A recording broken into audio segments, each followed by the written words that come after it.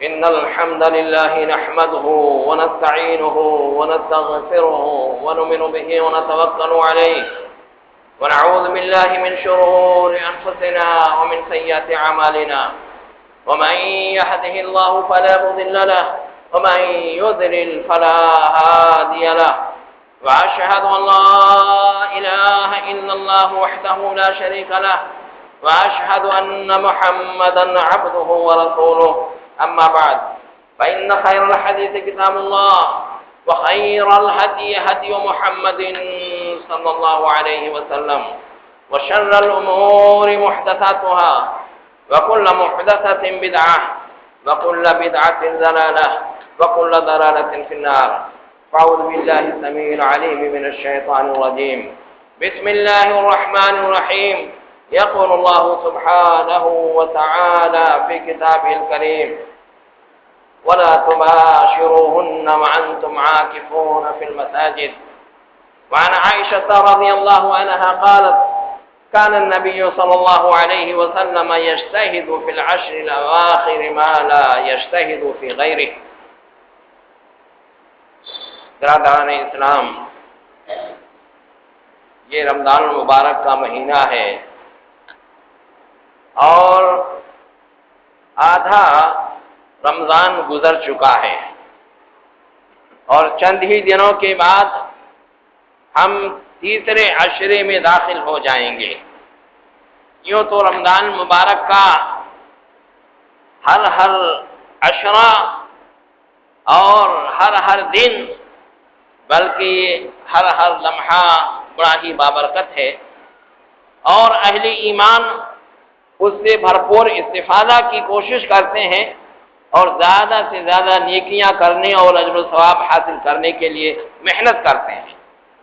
لیکن رمضان مبارک کا جو آخری عشرہ ہے وہ بہت ساری خصوصیات کا حامل ہے. اس واسطے اس عشرے میں ہم کو اور آپ کو اور ہمارے تمام مسلمان بھائیوں اور بہنوں کو خصوصی طور سے عبادات کے اندر محنت کرنی چاہیے. حضرت عائشہ رضی اللہ تعالیٰ فرماتی ہیں کہ کان النبی صلی اللہ علیہ وسلم یجتہد فی العشر الاواخر ما لا یجتہد فی غیرہ. رسول اللہ صلی اللہ علیہ وسلم رمضان مبارک کے آخری عشرے میں عبادتوں میں اور نیکیوں میں جتنی محنت کرتے تھے اتنا اور دوسرے ایام میں محنت نہیں کرتے تھے. ظاہر ہے کہ رسول اللہ صلی اللہ علیہ وسلم جو اس قدر اس عشرے میں محنت کرتے تھے وہ اسی بنا پر تھا کہ اس عشرے کی خصوصی اہمیت ہے اور یہ اپنے اندر بہت ساری برکات اور بہت سارے فضائل رکھتا ہے. رسول اللہ صلی اللہ علیہ وسلم کی یہ محنت ہر قسم کی عبادت میں ہوتی تھی. چنانچہ آخری عشرے میں رسول اللہ صلی اللہ علیہ وسلم تقریباً پوری رات جاگا کرتے تھے، عبادت کیا کرتے تھے. ایسے عائشہ رضی اللہ تعالی عنہا ہی کی ایک دوسری روایت ہے کہ اذا دخل العشر شد میزرہ. کان النبی صلی اللہ علیہ وسلم اذا دخل العشر شد میزرہ واحیا لیلہ وایقظ اہلہ. نبی صلی اللہ علیہ وسلم کا طریقہ یہ تھا کہ جب آخری عشرہ داخل ہوتا تھا تو ایسی صورت میں آپ کمر کس لیتے تھے، عبادتوں کے لیے بھرپور تیاری کر لیتے تھے، ہمت اپنا جوان کر لیتے تھے اور پورے طور سے تیار ہو جاتے تھے اور احیا لیلہ راتوں کو جو ہے شب بیداری کیا کرتے تھے. پوری رات اللہ کی عبادت میں، ذکر و اذکار میں، توبہ و استغفار میں، نمازوں میں اور جو ہے اللہ تبارک تعالیٰ سے مغفرت طلب کرنے میں لگا دیں. احیا لیلہ کے اندر تمام عبادتیں آ جاتی ہیں. چنانچہ رسول اللہ صلی اللہ علیہ وسلم کی زندگی کا جائزہ لیجیے تو پتہ چلے گا کہ رمضان مبارک میں عموماً اور اس آخری عشرے میں آپ ہر قسم کی عبادت میں محنت کیا کرتے تھے، چاہے صدقہ و خیرات ہو، چاہے قرآن کی تلاوت ہو، چاہے توبہ و استغفار ہو، چاہے ذکر و اذکار ہو، چاہے نوافل کا اہتمام ہو. ہر عبادت میں آپ انتہائی محنت کرتے تھے اور پوری رات جاگتے تھے. احیا لیلہ وایقظ اہلہ، اور اپنے لگاتے تھے، کیونکہ یہ تو نیکیوں کا موسم بہار ہے اور اللہ کی برکات اور اس کی مغفرت اور اس کی رحمت کی بارش ہو رہی ہے، بس لوٹنے کی جو ہے ہمت چاہیے، جمع کرنے کی جو ہے کوشش چاہیے۔ ایسے موقع پر آپ جانتے ہیں کہ اگر کہیں بھی کچھ خیرات بٹنے لگے، کوئی اچھی چیز تقسیم ہونے لگے، تو آدمی صرف اپنے حاصل کرنے کی فکر نہیں کرتا، اپنا تو دوڑ ہی رہا ہے، اپنے گھر والوں کو بھی ان کو بلاتے چلو چلو چلو چلو فلاں جگہ پر بہت اچھی چیز فلاں اچھی تقسیم ہو رہی ہے، جلدی سے آ کر کے لے لو۔ تو ایسے رسول اللہ صلی اللہ علیہ وسلم دنیا کے بارے میں تو اتنی زیادہ رغبت نہیں رکھتے تھے، آپ کی ساری توجہ کس پر رہتی تھی؟ نیکیوں کے حاصل کرنے کے لیے، آخرت کو طلب کرنے کے لیے، چنانچہ اپنے گھر والوں کو بھی جگایا کرتے تھے پورے عشرے میں۔ یہ حدیث ہم کو اور آپ کو یہ درس دیتی ہے کہ اس عشرے میں ہم کو بھی عبادتوں میں خوب محنت کرنی چاہیے، کمر کس لینا چاہیے، بیوی بچوں میں زیادہ پھنسنے کے بجائے جو ہے عبادتوں میں لگنا چاہیے۔ مگر بڑے افسوس کے ساتھ کہنا پڑتا ہے کہ جب ہم ہندوستان میں مسلم معاشرے کا جائزہ لیتے ہیں تو معاملہ بالکل الٹا ہو جاتا ہے۔ یعنی شروع میں لوگوں کے اندر زیادہ جوش ہوتا ہے، تراویح میں حاضری زیادہ ہوتی ہے اور قرآن کی تلاوت کا بھی شوق ہوتا ہے، سب جھاڑ جھاڑ کر کے لے کے بیٹھ کے پڑھنا شروع کر دیتے ہیں۔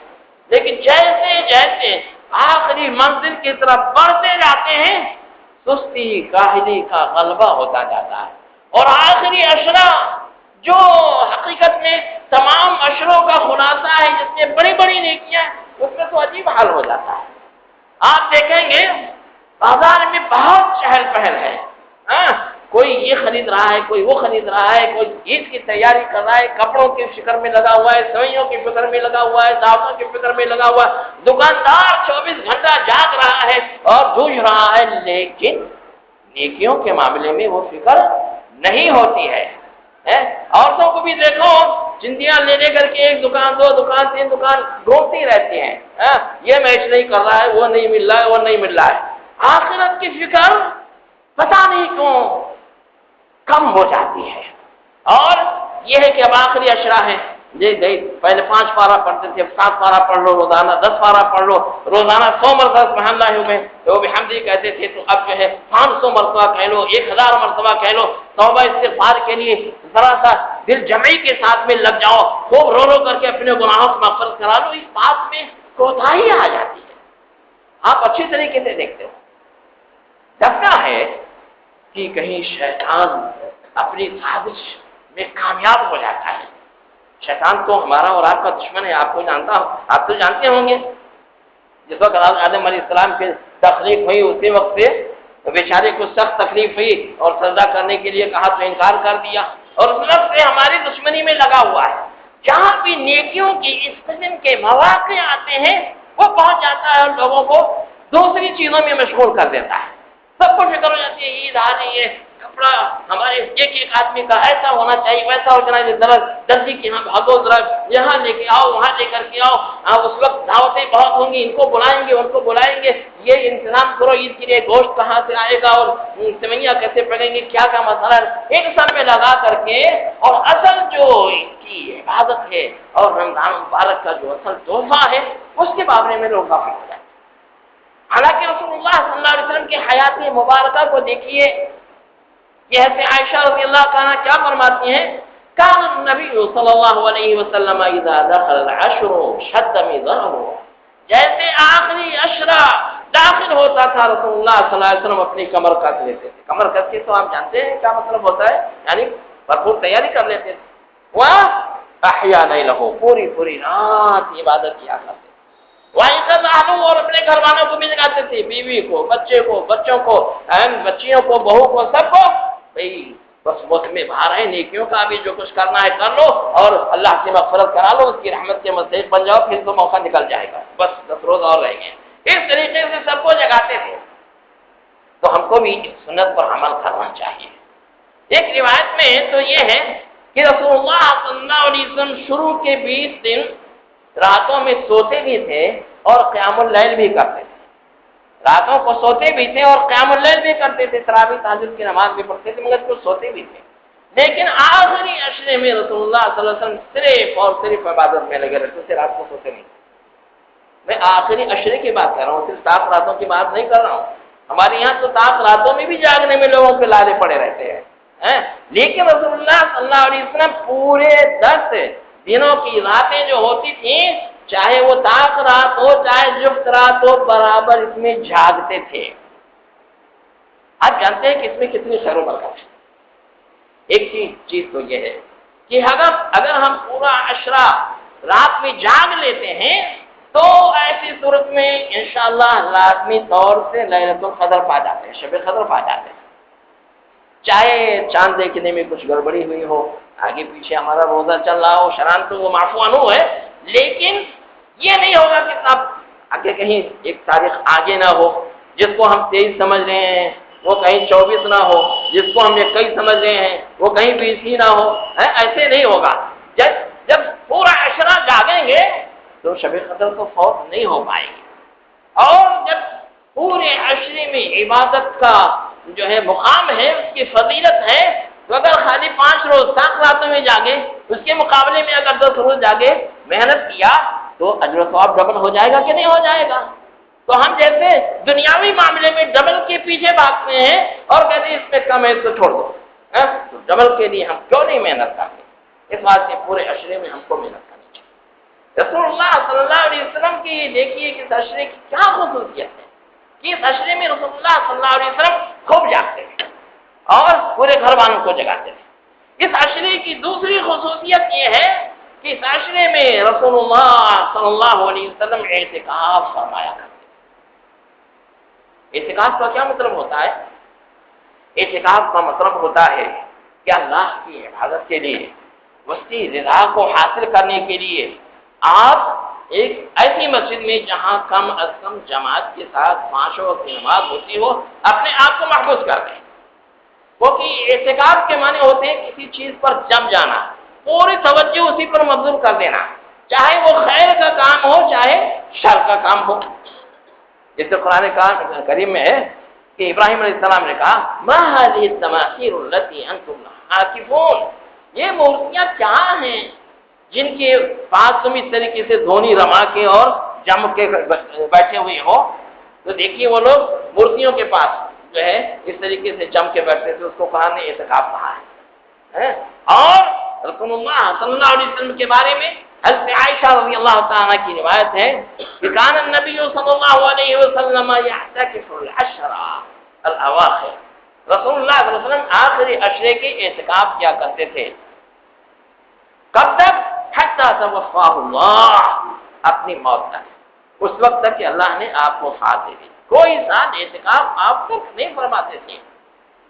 وَاعْتَكَفَ أَزْوَاجُهُنَّ بَعْدَهُ، اور آپ کے بعد آپ کی ازواج مطہرات نے اعتکاف کیا۔ وہ اعتکاف کا فائدہ کیا ہے؟ اس کی کچھ فضیلت ہے۔ سب سے پہلی بات تو یہ ہے کہ یہ رسول اکرم صلی اللہ علیہ وسلم کی سنت ہے، اور رسول اللہ صلی اللہ علیہ وسلم کی سنت پر عمل کرنا بہر صورت باعث خیر و برکت ہے اور باعث نجات ہے۔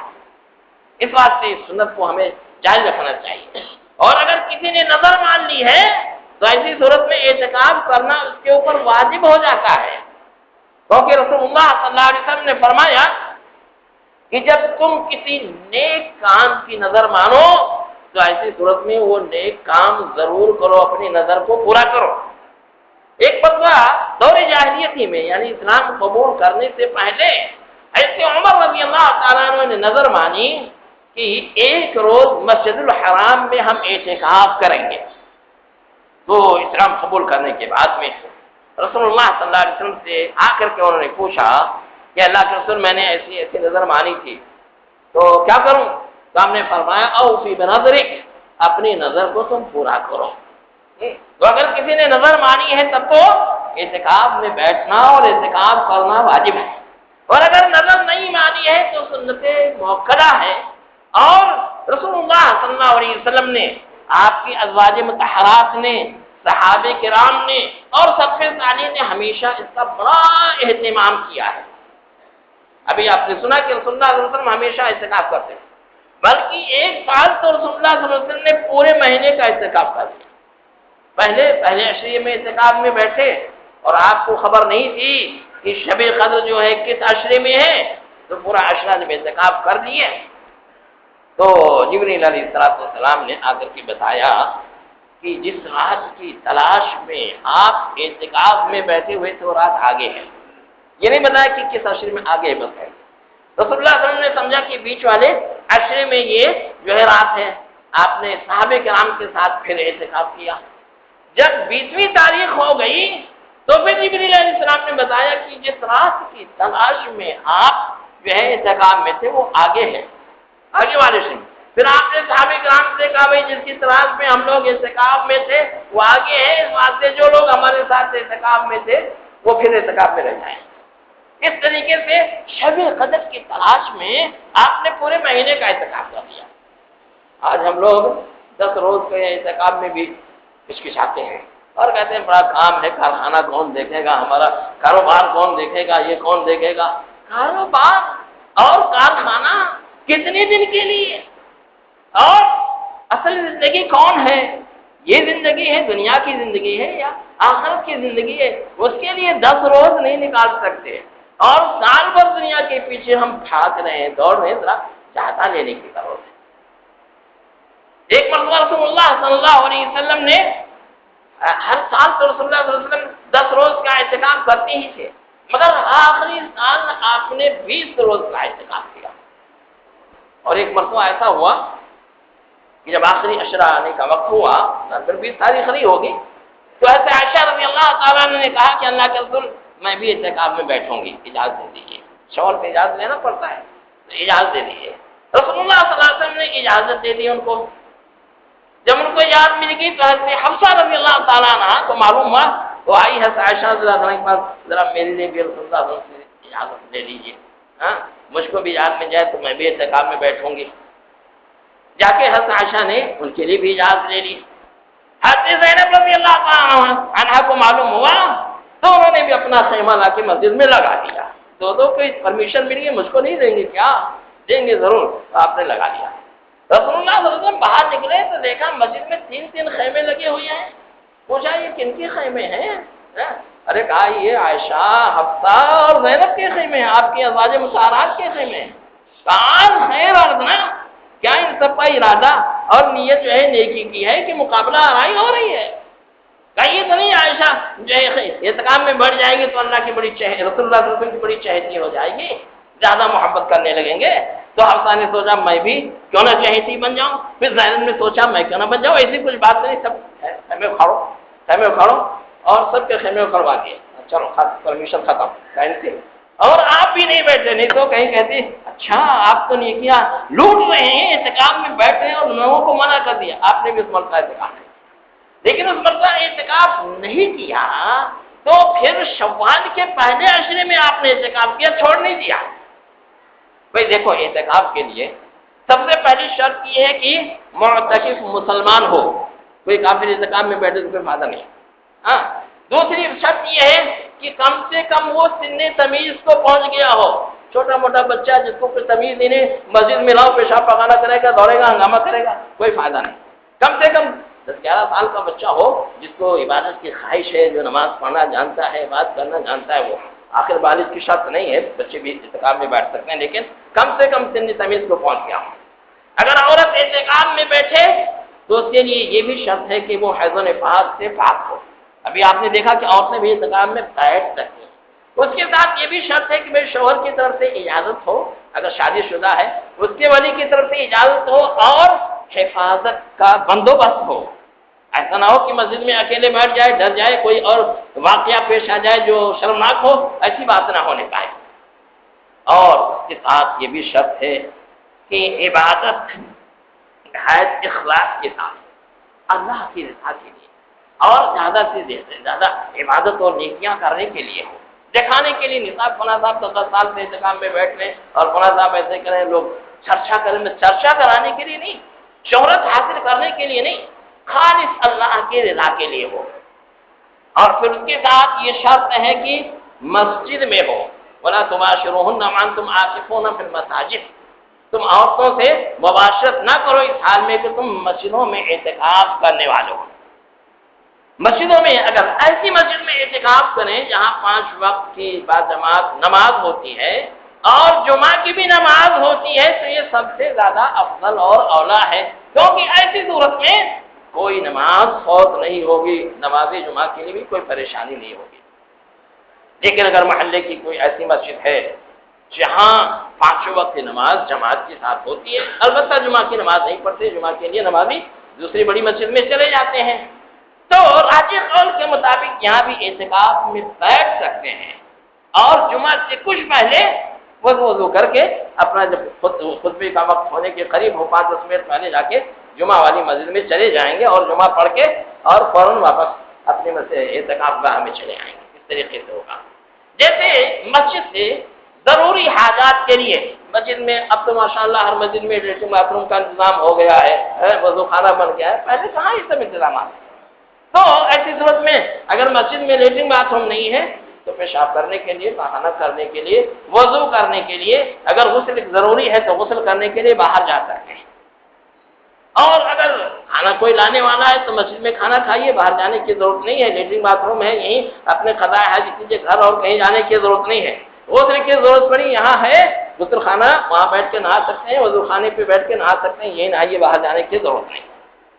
تو جیسے ضروری حاجات کے لیے آدمی باہر جا سکتا ہے، ایسی ہی نماز جمعہ بھی ایک فریضہ ہے، ایک ضروری عمل ہے، اس کے لیے بھی وہ اپنے معتکف سے نکل کے دوسری مسجد میں جا سکتا ہے جہاں جمعہ کی نماز ہوتی ہے۔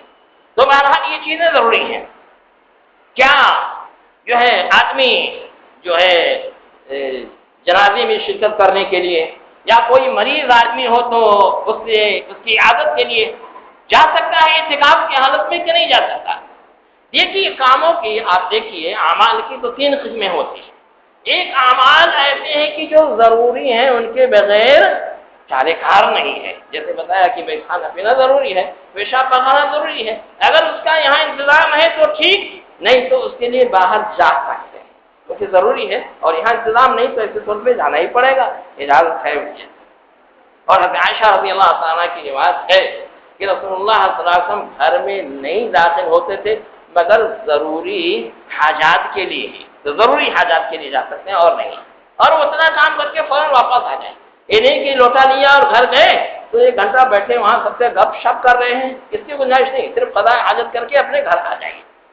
دوسرے اعمال ایسے ہوتے ہیں جو عبادت کے ہیں، نیک اعمال ہیں، لیکن ضروری نہیں ہے، ضروری نہیں ہے، تو ایسے کاموں کے لیے بھی نہیں جانا چاہیے۔ جیسے کوئی بیمار ہے عیادت کے لیے جانا، تو ایسی صورت میں نیک کام ہے عیادت کرنا کہ نہیں؟ کسی کا انتقال ہو گیا ہے اس کے جنازے میں ساتھ جانا اور تدفین میں شریک ہونا، یہ نیک کام ہے کہ نہیں؟ لیکن حضرت عائشہ رضی اللہ تعالیٰ فرماتی ہیں کہ رسول اللہ صلی اللہ علیہ وسلم ان سب امور کے لیے بھی نہیں جاتے تھے۔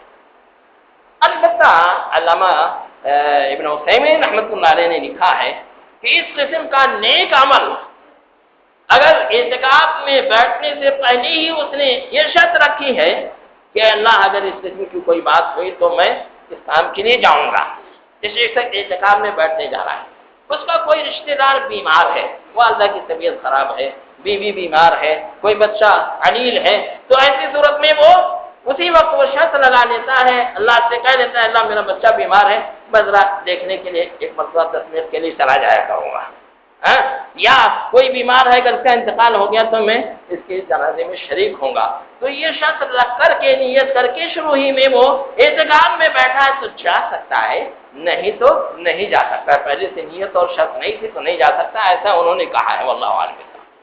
لیکن کچھ اعمال ایسے ہیں جن کو ہم خالص دنیوی مانتے ہیں، کوئی نیکی کا عمل، ثواب کا عمل کچھ عام حالات میں نہیں ہے، جیسے مثال کے طور پر خریدنا، بیچنا، کارخانہ چلانا اور یہ سارے کام ہیں، تو آدمی چاہے شرط لگائے اللہ میں اعتکاف میں بیٹھا ہوں مگر 1 گھنٹہ کے لیے گھر جاؤں گا، اپنا کاروبار دیکھ کر کے حساب کتاب کر کے کیا ہوا کیا نہیں بچوں کو سمجھا کے تب آیا کروں گا، ایسی شرط لگائے بھی تو بھی نہیں جا سکتا، یہ سوچے کہ یہ گھنٹہ ہی دکان پہ بیٹھوں گا، اس وقت زیادہ بھیڑ بھاڑ رہتی ہے، ذرا آسانی سے ہو جائے گا پھر واپس چلاؤں گا، چاہے شرط لگائے یا شرط نہ لگائے کسی صورت میں بھی ایسے عمل کے لیے اعتکاف سے نکل کر کے نہیں جا سکتا ہے، اگر گیا تو اس کا اعتکاف باطل ہو جائے گا۔ اعتکاف کا فائدہ کیا ہے؟ اعتکاف کا میں نے بتایا کہ یہ تو رسول اللہ صلی اللہ علیہ وسلم کی سنت ہے۔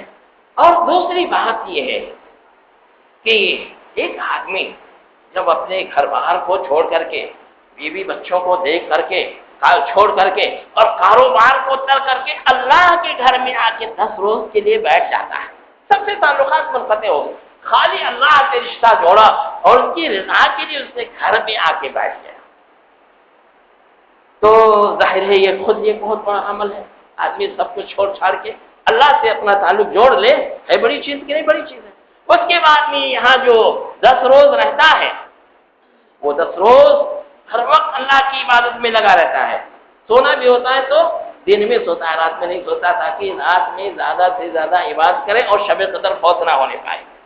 اب یہاں اس نے پتہ نہیں کتنی نفلی نمازیں پڑھ لی ہیں، رہے ہوئے کتنے پارے قرآن کی تلاوت کر لی ہے، پتہ نہیں کتنے مرتبہ تسبیح اور تحمید اور تحلیل وغیرہ کر لیے ہیں۔ یہ اتنی عبادتیں جو کرے گا تو کیا اس کی نیکیوں سے نام اعمال بھر نہیں جائے گا؟ اور یہ اس کے حق میں خیر اور برکت کا باعث نہیں ہوگا؟ یقیناً یہ خیر و برکت کا باعث ہے۔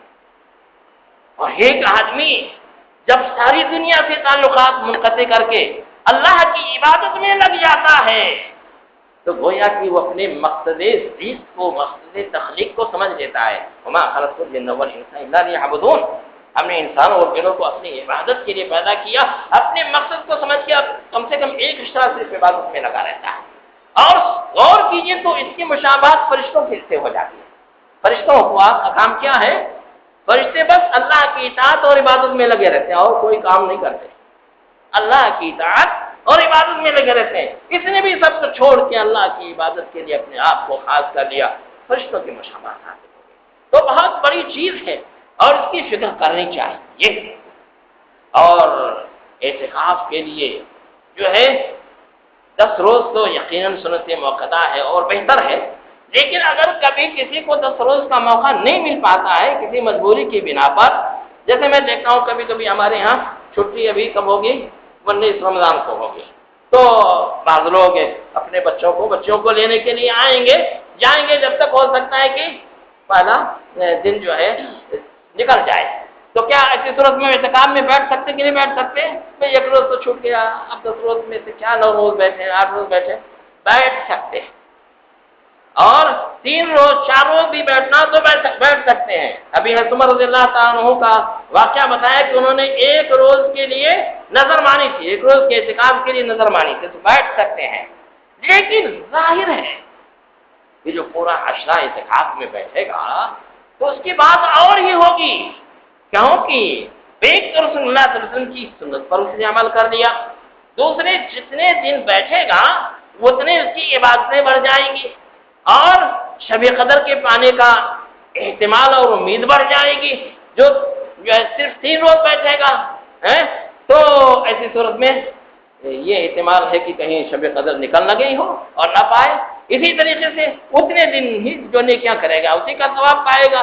جن دنوں میں وہ اپنے کاروبار میں لگا رہا، ظاہر ہے اتنی نیکیاں تو اس کی کم ہو جائیں گی۔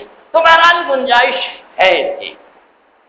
اور اس عشرے کی ایک خصوصیت اور ہے جس کے لیے ہم کو خاص طور سے محنت کرنی چاہیے، وہ شب قدر کی ہے۔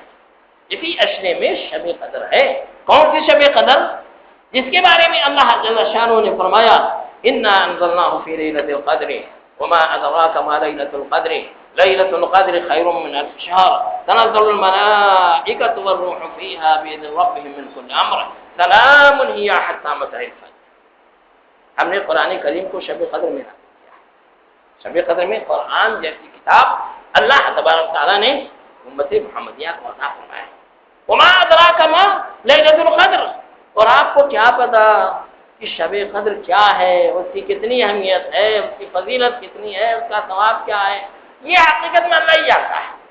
جب رسول اللہ صلی اللہ علیہ وسلم کو خطاب کر کے اللہ تعالیٰ فرما رہے کہ آپ کو کیا پتا کہ شب قدر کیا ہے، یعنی اس کی فضیلت کیا ہے اور کتنی جو ہے اس کی فضیلت ہے، کتنا اس کا ثواب ہے، جب ہم لوگوں کو معلوم ہو سکتا ہے، ہم لوگوں کو کہاں سے معلوم ہو پائے گا؟ یعنی بہت بڑی فضیلت والی رات ہے یہ کہنے کا مطلب ہوتا ہے کہ یہ بہت بڑی فضیلت والی رات ہے. چنانچہ دیکھیے اس رات کا نام ہی اللہ تعالیٰ نے کیا رکھا ہے؟ لیلۃ القدر، قدر و منزلت والی رات، عزت و شرف والی رات، وہ رات کی جس میں اللہ کے فرشتوں کا نزول ہوتا ہے تو زمین لگتا ہے کہ تنگ ہو جائے گی. وما ادراک ما لیلۃ القدر، لیلۃ القدر خیر من الف شہر، شب قدر 1000 مہینے سے بہتر ہے. شب قدر کی نیکیاں، شب قدر کی عبادتیں اور شب قدر کی حسنات جو ہے 1000 رات کی نیکیوں سے، عبادتوں سے بڑھ کر ہے.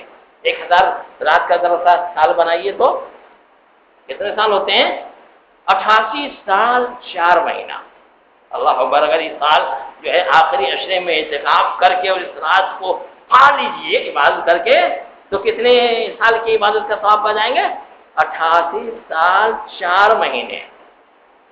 عمر ہماری 88 سال ہوگی، ان کی ہوگی پتہ نہیں کس کی کیا عمر ہوگی، مگر 2 تو کوئی نہیں پائے گا. اگر 2 سال محنت کر لے اور 2 شب قدر کا ثواب مل جائے تو 88 کا دونا کر لیجیے. اتنی عمر کسی کی ہوگی؟ اتنی عمر نہیں. اور اگر 10-20 سال ایسے ہر سال اس کا اہتمام اور انتظام کرے اور نہایت خلوص کے ساتھ، خوب محنت کے ساتھ اس راتوں میں جاگر عبادت کر لے، کتنی عبادتیں اس کی ہو جائیں گی. اللہ اکبر.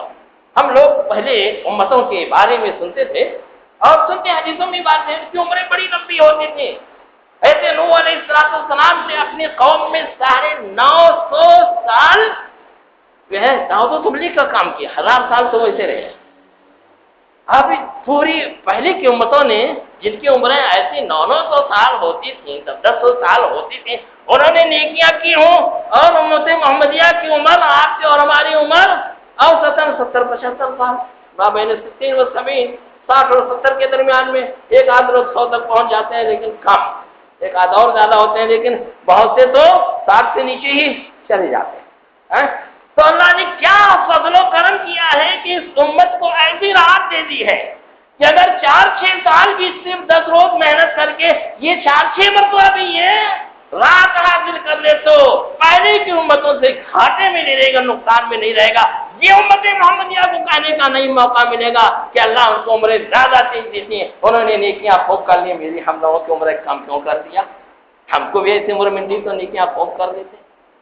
بلکہ اللہ نے بھی یہ فضل و کرم کی عمر کم ہے، کام کم کریں گے نیکیاں اور زیادہ ملیں گی، نیکیاں زیادہ ملیں گی. تو بھائی ایک رات ایسی بھی ہے. تفصیل انشاءاللہ اگر اگلے ہفتے ملاقات ہوئی، اللہ نے ہماری اور آپ کی عمر میں برکت دی، یہ موقع آیا تو پھر شب قدر کے بارے میں اور بتائیں گے. میں یہ کہہ رہا تھا کہ آخری عشرہ جو آ رہا ہے بہت ہی بابرکت عشرہ ہے، اس کو غفلت میں مت گنوا دیجیے.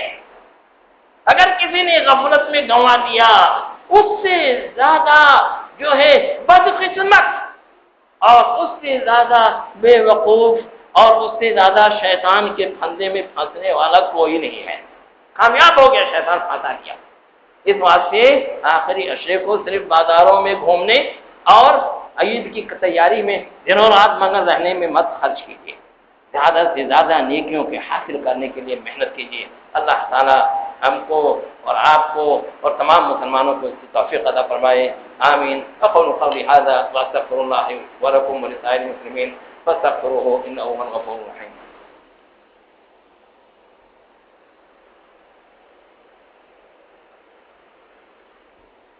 ان الحمد لله نحمده ونستعينه ونستغفره ونؤمن به ونتوكل عليه ونعوذ بالله من شرور انفسنا ومن سيئات اعمالنا ومن يهده الله فلا مضل له ومن يضلل فلا هادي له واشهد ان لا اله الا الله وحده لا شريك له واشهد ان محمدا عبده ورسوله. اما بعد فان خير الحديث كتاب الله وخير الهدي هدي محمد صلى الله عليه وسلم وشر الامور محدثاتها وكل محدثة بدعة وكل بدعة ضلالة وكل ضلالة في النار. أعوذ بالله السميع العليم من الشيطان الرجيم. بسم الله الرحمن الرحيم. إن الله وملائكته يصلون على النبي يا أيها الذين آمنوا صلوا عليه وسلموا تسليما. اللهم صل على محمد وعلى آل محمد كما صليت على إبراهيم وعلى آل إبراهيم إنك حميد مجيد. اللهم بارك على محمد وعلى آل محمد كما باركت على إبراهيم وعلى آل إبراهيم إنك حميد مجيد. اللهم انصر الإسلام والمسلمين. اللهم انصر الإسلام والمسلمين. اللهم انصر الإسلام والمسلمين واخذل الكفرة والمشركين ودمر جميع أعداء الدين. اللهم انصر من نصر دين محمد صلى الله عليه وسلم واجعلنا منهم، واخذل من عارض عن دين محمد صلى الله عليه وسلم ولا تجعلنا منهم. عباد الله رحمني ورحمكم الله، إن الله يأمر بالعدل والإحسان وإيتاء ذي القربى وينهى عن الفحشاء والمنكر والبغي يعظكم لعلكم تذكرون. فاذكروا الله يذكركم وادعوه يستجب لكم، ولذكر الله تعالى أعلى وأولى وأجل وأتم وأكبر، والله يعلم ما تصنعون.